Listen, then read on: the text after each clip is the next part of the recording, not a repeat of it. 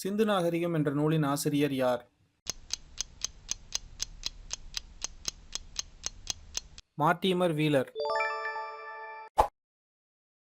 ஹரப்ப மக்கள் எந்த உலோகத்தை பயன்படுத்தவில்லை? தகரம் மற்றும் இரும்பு.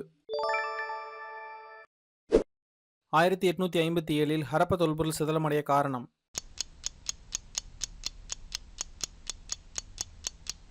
ரயில் பாதை அமைப்பு.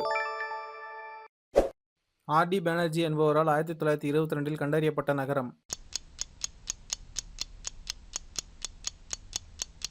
மொஹஞ்சதாரோ.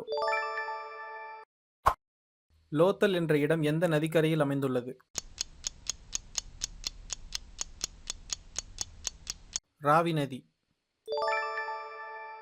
ஓர் உயர்ந்த மேடை மீது நன்கு திட்டமிட்டு கட்டப்பட்ட நகரம்?